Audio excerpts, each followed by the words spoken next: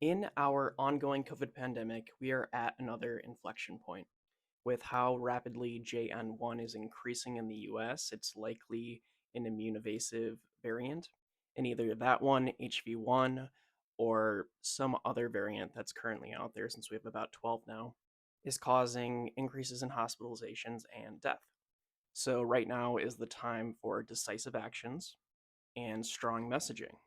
And this is where I get really angry because this is what the CDC sent out.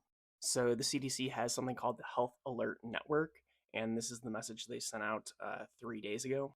So on December 12th, 2023.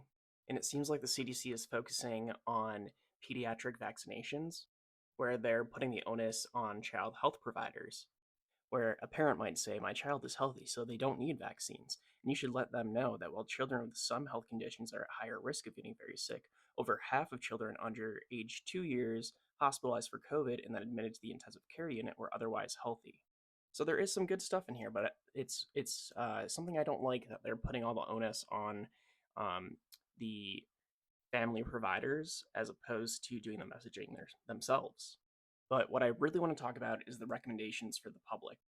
So again, we talked about lists before, but you typically have your most important thing to your least important thing, and they're prioritizing vaccines first strategy. But what's incredibly frustrating is their everyday preventative measures sort of packed in the middle where people are most likely to overlook it, including covering coughs and sneezes, washing hands, staying home when sick, and then buried in there, wearing a well-fitting mask if you choose to wear a mask. So they're not providing a mask recommendation such as an N95 quality mask. They're not saying who should be wearing the mask, everyone, especially those that are sick so that they don't spread it to other people and they can use it as a source control. And there's no language in here for why it's important and why it's effective. And then telling you to improve your own home or work ventilation, which a lot of people, due to financial reasons, don't have a lot of control over. So, in our time, just before we know that we're going to see a huge spike with cases going up, hospitals potentially being overwhelmed, the CDC is using very weak language saying that you can wear a well fitting mask if you choose to wear a mask, when they should be definitively saying that you need to wear a mask.